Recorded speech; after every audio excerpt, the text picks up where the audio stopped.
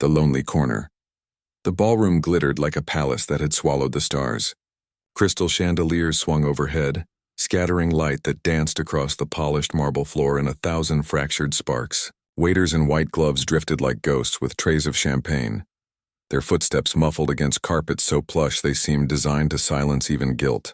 The music, a gentle waltz played by a live string quartet, curled through the air like smoke, smooth, elegant, practiced. Every corner of the room pulsed with chatter and laughter, the kind that came from throats well practiced in charm and subtle arrogance. Men with cufflinks that cost more than most people's cars leaned toward one another, their voices low, calculating. Women in gowns glittering with sequins and diamonds tilted their heads at perfect angles, eyes sharp, smiles sharper. This was the world of the powerful, the wealthy, and the untouchable, a kingdom of glass and gold. But if you looked carefully, tucked near the velvet curtains and half hidden by tall ferns, you'd find a scene that didn't belong to the glamour at all. There sat a little girl. She couldn't have been older than 9, though her small frame and pale skin made her seem even younger. Her hair was neatly tied back with a blue ribbon, and she wore a pale blue dress that shimmered faintly when the light reached her. On her feet were shiny black shoes, their polish so flawless you could almost see your face in them. But the shoes barely moved because her legs, strapped gently into the footrests, hung motionless from the seat of a wheelchair. Her name was Amara. Her dark eyes were far too old for her face. They carried that look you sometimes saw in children who had lived through storms bigger than they were meant to weather. A mixture of resilience and weariness, like someone who had learned too early that the world wasn't built for them. And in a room overflowing with sound and brilliance, Amara sat in silence, her presence swallowed by indifference. A room that pretended not to see people passed by. Some smiled, polite, fleeting, but their smiles never lingered. They slid past her like rain on glass. Children darted across the floor, their laughter sharp and untamed, but none of them came near her corner. A few stared too long, curiosity unfiltered by courtesy, until their parents tugged them away with hurried whispers. One boy, emboldened by his friends, pointed. Another giggled. A mother pressed a hand to her son's shoulder, murmuring something sharp while casting a quick glance toward Amara as though she might hear. Amara pretended not to notice, her gaze fixed on the gleaming floor. Her fingers clutched the edge of her dress, squeezing fabric between her hands until her knuckles whitened. She didn't cry, not here, not where everyone could see. Instead, her lips pressed together in that careful, practiced way children learn when they've decided showing sadness only makes things worse. And across the room, her father, the man who had built empires out of steel and glass, the one everyone here was scrambling to impress, kept glancing toward her. The CEO's Gaze Adrian Holt. CEO of Holt Global Enterprises, was the kind of man whose presence bent a room. Tall, broad-shouldered, with silver threading through his black hair, he stood in a tailored suit that fit like it had been sewn for his soul. His handshake could sign away millions, and his smile was a currency people traded favors for. Tonight he was surrounded. Politicians, investors, rivals cloaked as friends. Everyone wanted a word, a moment, a promise. They laughed at his jokes, nodded at his opinions, mirrored his posture like reflections in a hall of mirrors. Adrian navigated it all with the precision of a man who had played this game his entire life. But every few minutes, when the crowd leaned closer, when another toast was raised in his honor, his eyes strayed. Past the glitter and flattery to the corner where his daughter sat, and each time his chest tightened. Adrian loved Amara with a fierceness he rarely allowed the world to glimpse. But love, he'd discovered, was not always enough to shield a child from loneliness. He wanted to go to her, to kneel at her side and whisper something just for her. But duty and appearances held him in place like invisible chains. He hated himself for it. Amara's world. From Amara's seat, the ballroom looked like a fairy tale she'd been locked out of. She could see the swirl of gowns, the quicksilver laughter of children, the adults gliding from group to group like they belonged to a dance only they knew the steps to. She had been here before. Different halls, different events, but the feeling was always the same. Everyone seemed to know exactly where to stand, what to say, how to laugh at the right volume.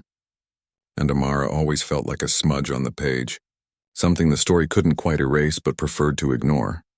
She pressed her hands into her lap and whispered to herself, so quietly no one could hear, "I don't belong here." Her voice barely carried. But it was enough to echo in her own chest. The spark of memory.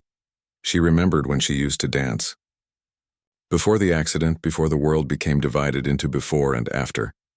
She remembered spinning in the living room while her father clapped along, her mother laughing from the sofa. She remembered the way her legs used to feel alive, carrying her in circles until she collapsed in giggles on the floor. Now, when the music swelled, she felt her body's silence like a betrayal. The other kids twirled and ran, and she sat still as stone. Maybe if I disappear, she thought, they won't have to pretend. Her eyes dropped to her shoes, their polish gleaming back at her like two tiny mirrors, a father's burden. On the other side of the room, Adrian accepted another toast, his glass raised high.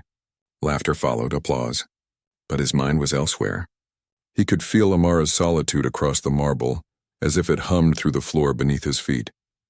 He had promised himself, when the accident first happened, that he would make her world brighter, not dimmer, that her wheelchair would never define her, that she would always feel included, cherished, whole. But promises, he had learned, were fragile against the weight of society's gaze. He saw the way people looked at her, the way they looked away. It tore at him, yet he didn't know how to fix it. So he smiled at investors and laughed with politicians, while inside, he was screaming, the weight of invisibility. The evening stretched on, golden and empty. Amara barely touched the glass of juice a waiter had set near her. She had practiced patience, but patience tasted bitter. When the orchestra shifted into a livelier song, children began spinning in the center of the ballroom, their laughter spilling like coins from a broken jar. Amara watched, her heart aching in rhythm with the music. A girl her age twirled in a silver dress, curls bouncing, shoes flashing.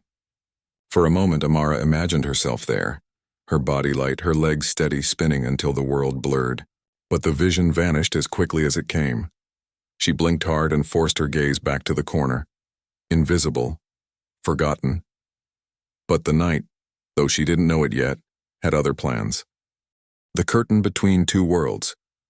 The orchestra swelled again, this time playing a grander, brighter melody that seemed to demand attention from everyone in the room. Waiters glided across the floor, their trays catching the light while clusters of men and women tilted closer together, conversations buzzing like wires carrying invisible electricity. The scene was choreographed chaos. Every laugh rehearsed, every gesture designed to be noticed by someone with the right kind of power. Yet in the corner, Amara remained untouched by it all, a still point in a storm of extravagance. She had grown used to the sensation, the odd separation between herself and the world that moved around her. It wasn't that she wasn't invited. Her father always included her, always made sure she had the best seat, the best dress, the best care. But luxury could not disguise loneliness. What she felt wasn't the absence of things. It was the absence of people who saw her as more than the girl in the chair. She adjusted the bow tied into her hair and tried to sit taller. A small act of dignity she repeated whenever she felt the sting of pitying glances. Amara disliked pity almost as much as she disliked being invisible. Pity reminded her of doctors' visits, of teachers who spoke to her too slowly, as though her wheelchair somehow dulled her mind, of strangers who clucked their tongues and whispered about bravery, as though existing was an act of heroism. She wanted friendship, laughter, perhaps a little mischief like the other children in the room. But such things were hard to reach when everyone else built invisible walls around you. Her father's laughter floated across the room, deep and warm, drawing another burst of applause from his companions. She looked toward him, her heart tugging in that familiar mixture of pride and longing. She admired him. Of course she did. To her, Adrian Holt was not simply a CEO, not just a man who commanded industries. He was her father, the man who used to carry her on his shoulders and pretend she was flying. But now when she looked at him in his black suit surrounded by eager faces, he seemed so far away. He belonged to the world of chandeliers and marble, and she somehow did not. The music shifted and Amara's gaze drifted to the dancers. Children leapt and spun in the center of the room, their laughter filling the high-ceilinged hall. She tried to focus on their joy, to imagine herself as part of the circle, her body no longer bound by stillness but alive with movement. For a fleeting second she could almost feel the echo of it, the wind rushing past her ears, the dizzy thrill of twirling. And then reality returned, sharp and unrelenting. Her hands tightened on the rims of her chair until her nails pressed into her palms. She breathed slowly, refusing to let the longing spill into tears. She would not give the world the satisfaction of seeing her break. It wasn't anger she felt, not really. It was a kind of deep, quiet ache that wrapped itself around her chest and refused to let go. She was tired of being noticed for the wrong reasons or not noticed at all. Tired of the way people's eyes slid away, as though her presence was an uncomfortable truth they preferred to ignore. And tired, most of all, of how her father's gaze kept darting toward her, full of love yet empty of action, trapped by his role as host and mogul. She did not blame him, not truly, but she wished, oh, how she wished that just once someone would cross the ballroom, not because of who her father was, but because of who she was. The father's invisible cage across the room. Adrian stood at the heart of the crowd like a monarch trapped by his own court. His hand never rested for long without someone shaking it. His voice never left silence unfilled without someone rushing to answer. The world expected him to be everything at once, leader, strategist, symbol of success. He wore the role well, practiced over years of building empires, but tonight the weight pressed heavier. Every smile he offered felt like a mask stretched too thin, every nod like a debt he had no desire to owe. What gnawed at him was not the business at hand, but the sight of his daughter, her small form curled in the corner of the room, both present and excluded. Adrian had built his life around control. Markets, companies, negotiations. He knew how to shape outcomes, how to bend possibilities until they fit his vision. But with Amara, control slipped through his fingers. He could not will the world to treat her gently. He could not sign a contract that guaranteed her laughter. He had promised himself on the day of the accident that her life would not shrink, that he would give her everything she needed to feel whole again, and in material ways he had succeeded. Her wheelchair was state-of-the-art, her therapies the best money could buy, her tutors carefully selected. Yet none of it reached the emptiness he saw in her eyes tonight. Every time he glanced at her, he felt torn in two. The CEO in him said, "Stay where you are. These people are your empire's lifeblood. You cannot afford distraction." But the father in him whispered, "Go to her. She is your child, not your shadow. Show her she is not alone." He shifted his weight, nodding at a politician's story while his gaze flicked toward her again. He wanted desperately to cross the floor, to kneel beside her and bring her into the heart of the gathering. Yet he also knew how quickly the world judged weakness, and the cruel truth was that in his world, fatherhood was often mistaken for vulnerability. So he remained in place, chained not by love, but by perception. And each passing moment added another link to the chain, the girl and the music. The orchestra glided into a softer melody, violins singing in tender unison. For Amara, music was both balm and wound.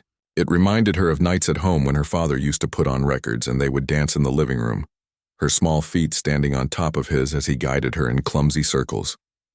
She could almost smell the faint cologne he always wore, and hear the way he laughed when she spun too fast and toppled onto the sofa. Those were the memories she clung to on lonely nights, the ones that told her she had once been more than invisible. She closed her eyes and let the music soak into her, imagining herself lifted by sound alone, floating above the marble, dress twirling like a bell. In her mind she was graceful, unstoppable, free. But when she opened her eyes, reality anchored her once more. The dancers spun, the crowd swayed, and she sat perfectly still. It was a cruel reminder of the line that separated dreams from truth. Still, she did not look away. Watching hurt, but it also reminded her that joy existed even if she was not part of it. And somewhere deep inside, a small, stubborn spark whispered that perhaps, just perhaps, things did not have to stay this way forever. The single guest, not everyone in the ballroom tonight sparkled with wealth or carried the scent of power in their pockets. Toward the far end of the hall, close to the entrance where newcomers filtered in with coats still smelling of the evening air, a man stood with the kind of posture that tried to make itself smaller, as though hoping not to be noticed. His suit was decent but not new, pressed carefully but showing faint lines of wear at the elbows. His shoes carried a shine, but not the kind achieved by professional polishers, rather the effort of someone who had buffed them himself with determination before leaving home. His name was Ethan Ward. He wasn't part of the wealthy elite. He wasn't a politician, nor a tycoon, nor a man used to navigating rooms where chandeliers looked like constellations turned upside down. He was a single father, invited to the gala through what could only be described as luck mingled with circumstance. One of Adrian Holt's charitable initiatives had funded scholarships for underprivileged children, and Ethan's son, Oliver, had been one of the recipients. Tonight's event was meant partly as a showcase of that philanthropy, and so Ethan had been extended an invitation. A gesture, really, more for appearance than for inclusion. Still, he had come. He had come because his boy deserved to see that doors could open, even if only briefly, to those who lived outside gilded walls. He had come because he believed in gratitude and showing up when people offered opportunities, no matter how intimidating the room might feel. Ethan's eyes moved constantly, absorbing every detail, equal parts awe and discomfort. He wasn't ashamed of who he was, a construction supervisor who worked long hours to keep food on the table and books in his son's backpack. But he knew he did not belong in this particular universe. Here wealth dripped from every corner like honey, and conversations sparkled with references to investments and acquisitions he could barely pretend to understand. Yet at his side, Oliver clutched his hand, wide-eyed and restless. His excitement a steady reminder of why they were here. Oliver, 10 years old and full of the kind of energy only children could sustain, was practically bouncing on his feet. He tugged at his father's sleeve every few minutes, pointing out the grandeur of the hall, the musicians, the enormous ice sculpture near the buffet. For Oliver, the night was an adventure, a storybook come to life. For Ethan, it was a balancing act between pride in seeing his son so alive and the gnawing worry that one wrong step might expose how little they belonged. Worlds collide without touching it, was while Ethan was adjusting his tie, a nervous habit he hadn't been able to break, that his eyes drifted toward the far corner of the ballroom. At first he thought he was mistaken. The girl sitting there seemed almost ghost-like against the vibrancy of the evening, as though the room had been painted in colors and she in grayscale. Her small frame, her stillness, the way her gaze hung somewhere between resignation and yearning. It struck him harder than he expected. He had seen children look lonely before. He had seen it in Oliver's eyes after his mother left, in the silent mornings when the boy ate cereal without a word, trying to understand the shape of absence. But this was different. This was loneliness in the middle of abundance, isolation not from lack but from separation. She was surrounded by people yet untouched by their presence, like an island sitting in the middle of a river no bridge dared to reach. Ethan's chest tightened, a mix of empathy and curiosity. He glanced around, wondering why no one else seemed to notice. The crowd danced, laughed, toasted, moved in glittering currents, and not a single soul had stopped by the girl's chair. He frowned, squeezing Oliver's shoulder gently to bring his attention to her. "Do you see that?" he whispered. Oliver followed his father's gaze and nodded slowly. Unlike most children who might have stared too long or asked blunt questions, Oliver's expression softened. He was old enough to recognize difference, and perhaps his own brushes with loneliness made him more sensitive than most. "She looks sad," Oliver murmured. Ethan nodded. "Yeah, she does." For a moment, father and son stood in silence, their attention fixed on the girl in the corner.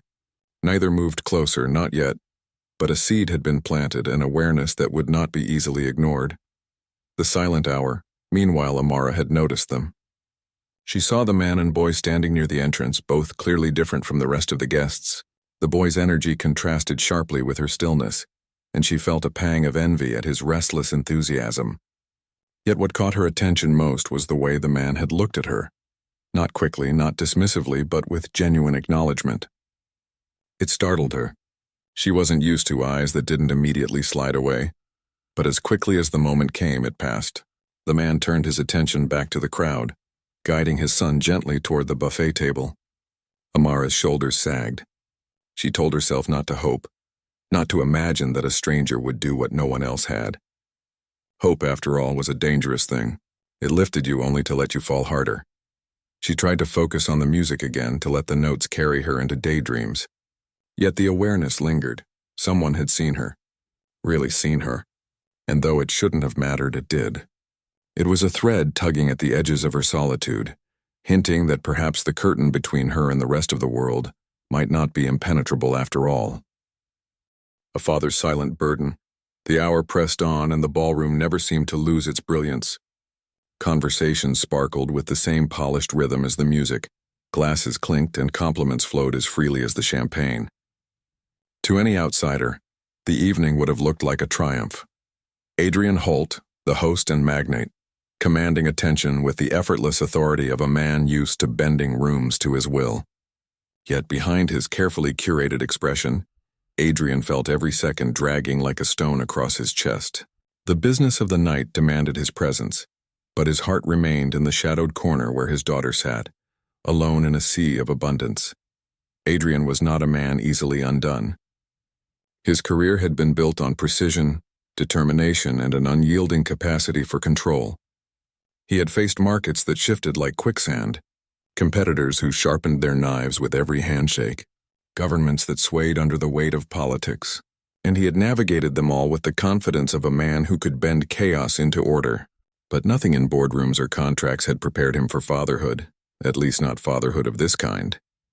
The accident that had taken Amara's mobility had stolen something from him too, the illusion that money and power could fix everything. He had been humbled and he had been haunted, and every time he saw her sitting apart, her eyes too quiet, too old, he was reminded of the limits of all he had built. It wasn't that he hadn't tried. On the contrary, Adrian had thrown every resource he had into her care. Doctors, therapists, specialists from across the world had been summoned, flown in at enormous cost. New treatments had been attempted, exercises introduced, equipment purchased. He had converted entire wings of their estate into therapy rooms, hired tutors who specialized in engaging children with physical limitations, designed vacations that could accommodate her chair without taking away from the experience. He had done everything except change the one thing he could not, the way the world chose to treat her. And it was that realization, gnawing, relentless, that cut him deepest. Tonight was no different, watching the other children dance freely, watching Amara's stillness beside the velvet curtain, watching the way guests politely ignored her presence. He felt the old familiar guilt crawl up his spine. He wondered if he was failing her not by neglect but by silence. He could stand before governments and argue policy. He could outwit competitors in high-stakes negotiations. But when it came to shielding his daughter from the loneliness of exclusion, he often stood immobile. Tonight he felt that immobility more keenly than ever. He forced a smile as another investor launched into a story about overseas markets.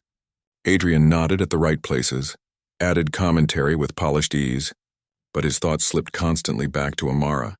He caught sight of her eyes, resting on the dancers, then slipping away, then returning again with the quiet yearning of someone who wanted desperately to join, but had stopped believing it was possible.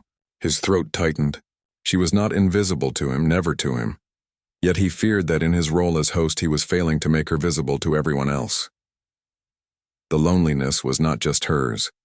It had seeped into him as well, reshaping the way he looked at his empire. He often asked himself in the quiet hours when the house was finally still, what good is a fortune if it cannot purchase belonging for the one you love most? The question had no answer, and the silence it left behind was worse than any hostile takeover or financial setback. It was the silence of helplessness, a silence that mocked the very foundations on which he had built his life. He thought of her mother then, as he often did in moments like this. Eliza had been the light of their household, a woman with a laugh like sunlight spilling into every room. Her passing years before the accident had left Adrian navigating parenthood alone, a role he had never expected to shoulder without her. He missed her guidance most in moments with Amara, moments where tenderness and patience were needed more than structure and strategy. Eliza would have known how to ease the girl's pain, how to draw her into joy even in the midst of her challenges. Adrian did his best, but he often felt like a man carrying a fragile glass sculpture through a storm, uncertain if each step would shatter it or protect it. As another toast rose in his honor, Adrian lifted his glass, his smile fixed. Inside, his thoughts churned. He wanted to break away, to walk across the hall and kneel beside Amara, to remind her with every fiber of his being that she was his world, that she was not forgotten. But the machinery of expectation held him in place. Guests would notice if he abandoned them. Questions would be asked. Whispers would follow. And though he often told himself he did not care what others thought, he knew the stakes of reputation were not his alone. His empire supported thousands of employees, countless families. One sign of weakness, one ripple of doubt, and it could shift the ground beneath them all. He told himself he was protecting her by protecting the company. Yet as he looked at her small form in the shadows, he wondered if perhaps that was only a story he repeated to ease his guilt. The music shifted again, and Adrian felt the tug of memory. He remembered the nights after the accident, when Amara had cried herself to sleep, when her small voice had asked him why her legs wouldn't move anymore, when he had promised her that she was still everything, still radiant, still whole. He remembered how she had clung to him, her tears soaking into his shirt while he told her stories of courage and resilience. He had spoken those words with conviction, but tonight, in the glittering hall where she sat alone, he wondered if those promises had been enough. Around him, the crowd laughed and applauded, oblivious to the war taking place inside their host. Adrian's expression remained composed, but his eyes kept drifting back to the corner, and though he did not yet know it, someone else's gaze had followed the same path. The quiet man in the worn suit, the single father who had come not to shine but to show gratitude, had also noticed the girl in the chair. And it was that unnoticed link, two fathers both carrying burdens in different forms, that would soon weave their lives together in ways the night had not yet revealed. Adrian excused himself briefly from the circle of politicians and executives, allowing the conversation to turn without him, though he knew they would notice his absence. He crossed toward the tall windows that overlooked the city, pretending to admire the view while he tried to steady his breathing. Beyond the glass, towers of steel and glass rose into the night, their windows gleaming like stars. It was a city he had helped shape. Whole blocks bore his company's imprint, but tonight the skyline mocked him. Each building seemed to whisper of power and triumph, yet none of them could comfort the child who sat alone in the shadows of his own ballroom. He wondered how many other men had learned the same bitter truth, that the higher one climbed, the lonelier the air became, and that loneliness seeped even into the hearts of those one loved most. He remembered when Amara had been born, the way her tiny hand had wrapped around his finger, fragile yet certain. He had never believed himself capable of such overwhelming devotion until that moment. From the very first cry, she had become his anchor, the one relationship in life not measured by contracts or negotiations, but by something purer, something untouchable. When Eliza passed away, Adrian had poured himself even deeper into fatherhood, believing he could fill both roles, mother and father, protector and nurturer, and for a while he had succeeded. Their home had been full of laughter despite the loss, full of bedtime stories, pancakes on Sunday mornings, games that ended with both of them sprawled on the living room rug. Those memories were etched into him like sunlight preserved on stone. But then came the accident. That night replayed in his mind too often, each detail branded into memory. The screech of tires, the shattering of glass, the rush of hospital lights blurring overhead. He could still feel the weight of her hand in his as doctors spoke words he could barely hear through the ringing in his ears. She may never walk again. The phrase had carved a canyon inside him, one he had been trying to fill ever since. He had sworn then that her life would not shrink, that she would never feel less than whole. Yet watching her tonight, tucked into a corner while the ballroom danced without her, he felt the sharp sting of failure. Adrian was haunted not just by the accident, but by the subtle cruelties that followed. He had watched children edge away from her at school, whispering behind hands that thought themselves hidden. He had seen adults bend down with smiles that never reached their eyes, offering empty encouragements before retreating to more comfortable company.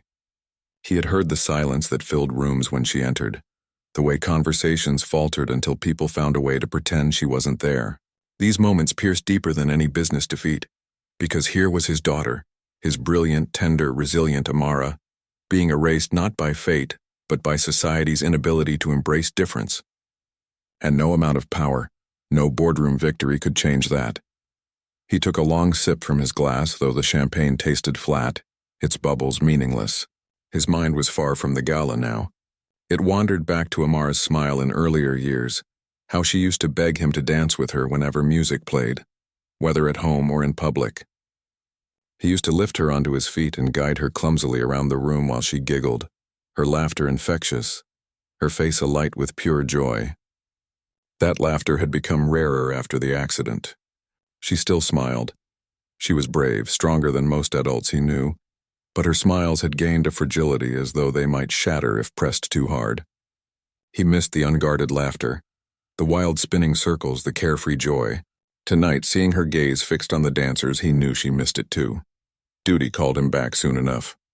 A hand clapped his shoulder.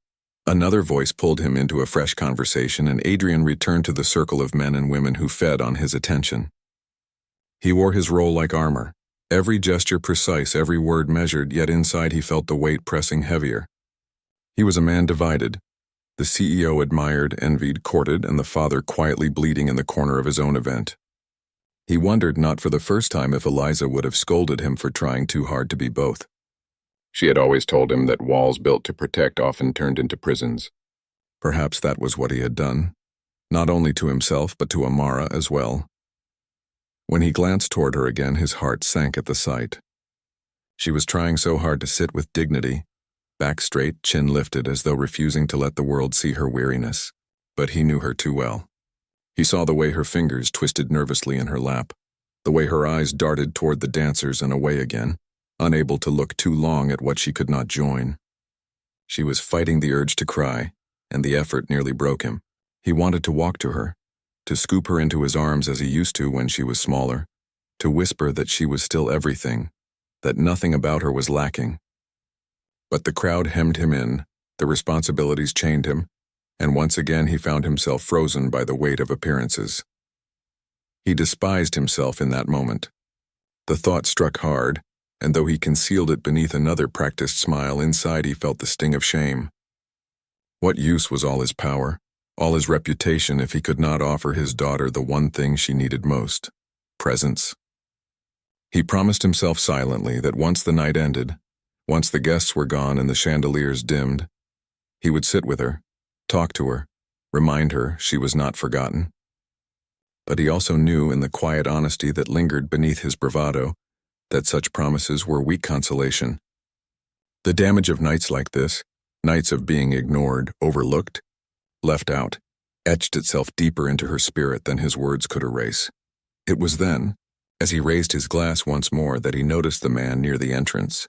Really noticed him. The man was not like the others. His suit, though clean, did not shimmer with wealth.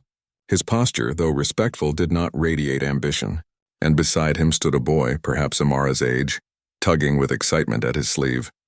Adrian studied them for a moment, wondering what had brought them here. And then he followed their gaze and found it fixed just as his own had been on Amara. The gala wore on with relentless grandeur, each moment gilded and glittering as though to disguise the emptiness at its heart. To the guests it was a night of celebration, of champagne and opportunity, of mingling with power and brushing shoulders with the man whose empire reached across industries. Yet beneath the chandelier's glow, Adrian Holt's world grew smaller, heavier, as though the brilliance itself pressed against him. He had smiled so long his face felt carved into stone, and every polished word he spoke rang hollow in his ears. The applause, the laughter, the praise, it all dissolved into background noise against the sight of his daughter, sitting alone with a grace far braver than any of them could fathom. Amara had not complained, not once. She never did. That perhaps was what broke him most. He could see the storm that swirled inside her. He had known her too long and too closely to be fooled. But she wore composure like a crown, refusing to allow the world the satisfaction of seeing her pain. She smiled faintly at the waiters when they offered her juice, thanked them softly in a voice almost too quiet to catch. She adjusted the ribbon in her hair, straightened her dress, held her chin high, all small rebellions against the invisibility others tried to impose upon her.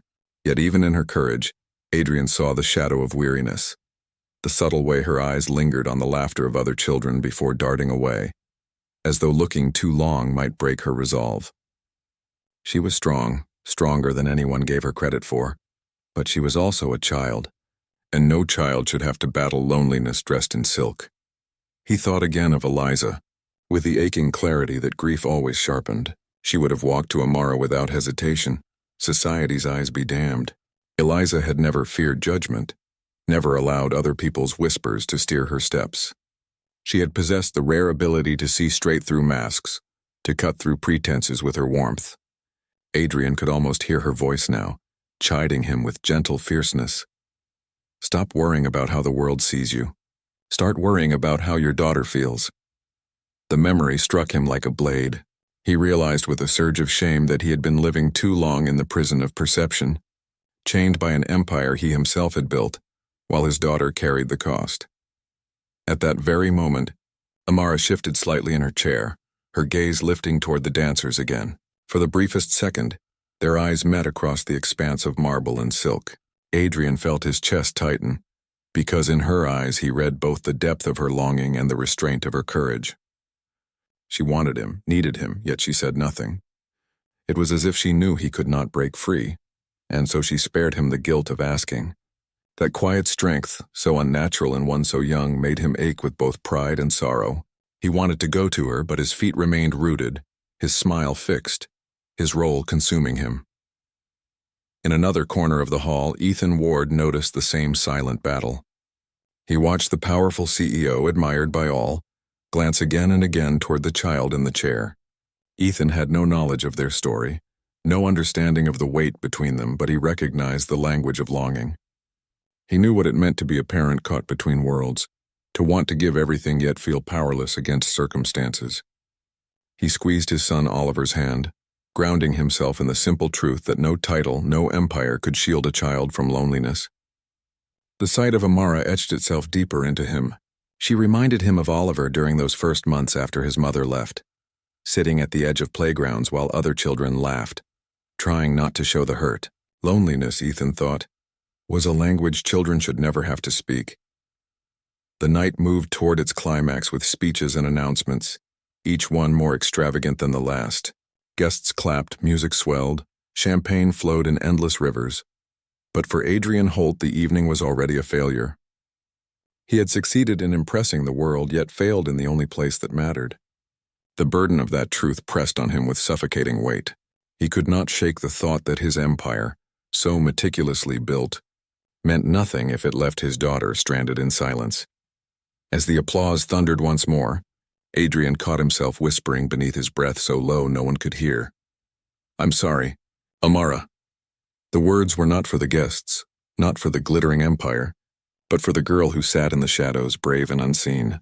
He promised himself that tomorrow he would do better, that he would tear down the walls of perception and place her at the center where she belonged. Yet even as he vowed it, he knew that promises whispered in silence were fragile things, and that what Amara needed was not tomorrow but now. The music shifted again, violins rising into a delicate melody that filled the hall with expectation. Adrian's gaze returned once more to his daughter, and for the first time that evening he noticed something different, the faintest glimmer of hope flickering across her face. It puzzled him until he followed her line of sight, and saw the modestly dressed man and his son still watching her, not with pity, not with dismissal, but with genuine recognition. Something stirred inside Adrian then, a realization that perhaps, in this sea of glittering indifference, there were still hearts capable of kindness unmeasured by wealth. The thought settled like a seed, fragile yet promising. He did not yet know how the night would unfold, nor how the paths of these strangers would entwine with his daughters. But as the music played on and the ballroom shimmered in all its false perfection, Adrian felt for the first time that evening a sliver of something he had nearly lost, the possibility that his daughter's silence might not last forever, that someone else might help carry the burden he had borne alone. And so part two closed not with resolution, but with a question, hanging in the air like the final note of a violin. What happens when one act of courage meets another, when loneliness collides with compassion, and when a father's silent burden is finally shared? The unexpected guest Ethan Ward had never imagined he would one day stand in a ballroom lit like the inside of a jewel box, surrounded by chandeliers that spilled light like liquid gold and guests who carried themselves as though the world belonged to them. For most of his life, such places existed only in movies he half-watched after long days at work, his son curled against him on the couch. The reality of it, the weight of polished marble underfoot, the gleam of crystal glasses, the hum of power in every conversation, felt like stepping onto a stage where he did not know his lines. He had hesitated at the entrance, adjusting his tie for the third time, whispering to himself that he belonged here only because someone had chosen to invite him, not because the world considered him part of this circle. Yet despite his unease, he had come, because Oliver's eyes had lit up the moment the invitation arrived. And Ethan could not deny his boy the chance to see another kind of life, even if only for one evening. Life had not been gentle with Ethan. He had once dreamed of things beyond construction sites and late-night shifts, but dreams often bowed to necessity. When Oliver's mother left, too restless for the grind, too weary of the weight of responsibility, Ethan had learned overnight what it meant to be both father and mother, provider and comforter. There had been no time to wallow, no space for self-pity. There were lunches to pack, homework to supervise, bills to pay, and a child who looked at him with trusting eyes that demanded more strength than he sometimes thought he possessed. Over the years, Ethan had built his world around that trust, sacrificing everything else to make sure Oliver never felt abandoned. His clothes were often second-hand, his car old and noisy, his savings modest at best, but his love was constant, fierce, and uncompromising. It was Oliver's scholarship that had changed their course at least a little. Holt Global Enterprises had announced a program to support bright children from underprivileged backgrounds, and Oliver, curious, sharp, endlessly hungry for knowledge, had been one of the few selected. Ethan had cried in private the day the letter came, relief and pride mingling in equal measure. For the first time in years, he felt the ground beneath him steady just a little. Tonight's gala, in truth, was not meant for them. It was a spectacle of wealth and networking. Yet Oliver had begged to go, eyes wide with excitement at the chance to see the company's CEO, the man whose decision had opened doors he never thought possible. And Ethan, despite his reluctance, had agreed. Now, standing near the edge of the ballroom, he kept his hand firmly on his son's shoulder, both to steady Oliver's bouncing energy and to steady himself. He had never owned a suit before tonight, borrowing one from his brother-in-law and pressing it as best he could. It fit a little snug around the shoulders and the shoes pinched, but he had insisted on looking presentable. For Oliver's sake, the boy wore his only dress shirt, white and crisp, paired with a tie Ethan had taught him to knot in front of the bathroom mirror. Oliver had grinned at his reflection, eyes sparkling with a pride that erased Ethan's self-consciousness. Whatever the night brought, it was already worth it for that smile. As they moved deeper into the hall, Ethan felt the familiar sting of being out of place. Conversations dimmed slightly when they passed, eyes flickered briefly over their clothes and then turned away. He was used to it. Years of walking into rooms where others had more, expected more, wore more, had built up a quiet resilience in him, but he worried about Oliver, worried the boy might see the distance, the unspoken divide between themselves and the others.